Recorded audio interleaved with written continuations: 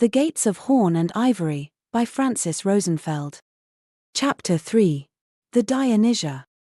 Persephone used the pretext she had to oversee the progress in the barley fields to take her leave from the city, which was bursting at the seams with crafting festival paraphernalia, cooking, and the stress people always experience on the eve of major holidays. The city's noise and bustle gradually disappeared as the goddess ventured into the fields, which had already been plowed and sown, and whose fresh shoots were starting to emerge, green and slender like grass. The clearings and meadows overflowed with daffodils, and though the air was still cool, Persephone felt Gaia's vibrant return to life. The honeybees, her underworld messengers, emerged from crevices and hollows, to greet their mistress with the latest news from home.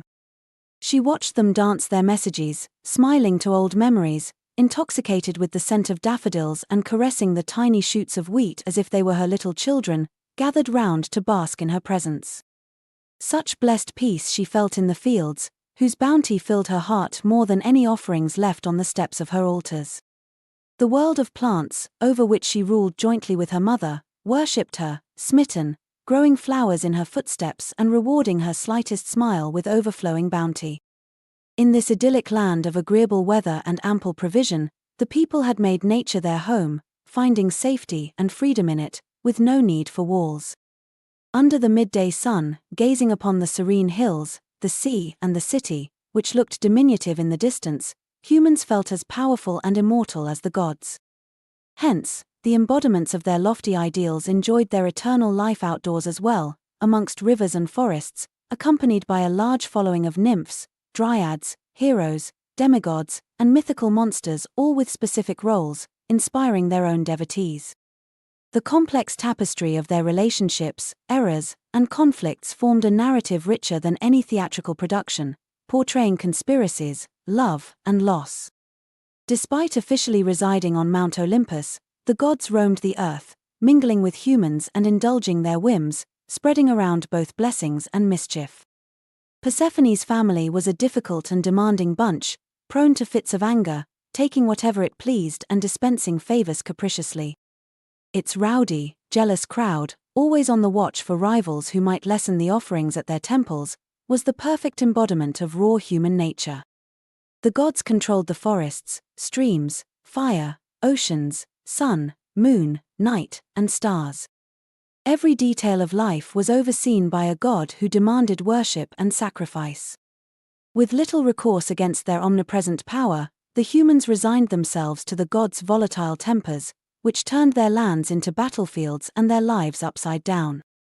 Awestruck and cautious, they observed the immortals from a safe distance, weary of their whims and wrath, rather indifferent to their melodrama.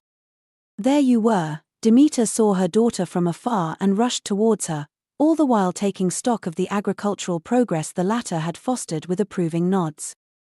The Basilissa is seeking your blessing for the hieros gamos. She is to wed the god Dionysus himself in sacred ritual tonight. Speaking of self-indulgent gods, Persephone thought. Can't they let these poor people consummate their marriage in peace, without expecting them to surrender their bodies to jaded deities just to allay their boredom? It is a sacred rite, Persephone, her mother continued, and it would behove you to approach it with decorum. And stop rolling your eyes, it's unbecoming an Olympian. Why isn't Dionysus advising? It's his party, Persephone objected. The Basilissa feels more comfortable discussing the details with a woman. And naturally, she thought of me. I can talk to her if you prefer, Demeter started. Would you? Absolutely not. She made special offerings to your temple, and sought counsel from your priestesses for prophecy and omens. Why on earth would she want to see me instead? Why did you offer, then? Persephone asked herself.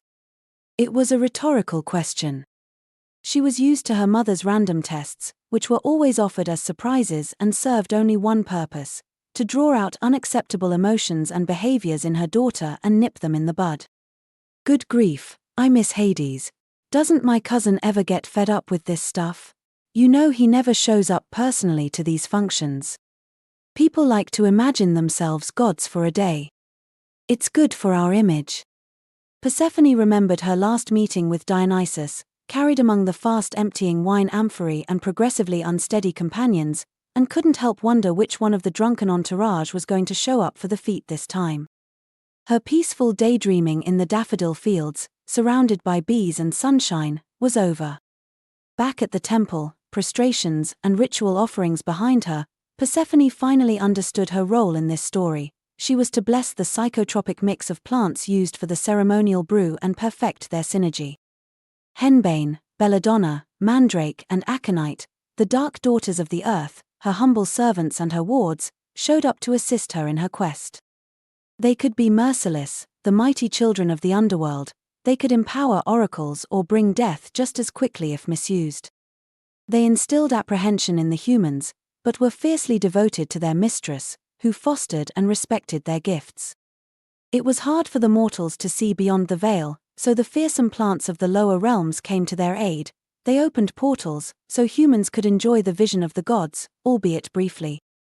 Persephone closed her eyes, and in the world behind her eyelids the proud mandrake, the keeper of mysteries and gateway to Hades, made herself manifest before her, revealing to the goddess the insight required for the perfect plant blend. The Basilissa bowed humbly, holding on to the small pouch of herbs, and took her leave to prepare for the ceremony. Persephone's attention veered off to the last days of the festivities, which culminated with the procession honoring the dead. What strange creatures humans were, unable to disentangle fertility from death, an unlikely combination which fueled their devotion to her, and made her the goddess of both. Lust and grief were never parted in their presence, feeding on each other in an endless loop of despair and hope.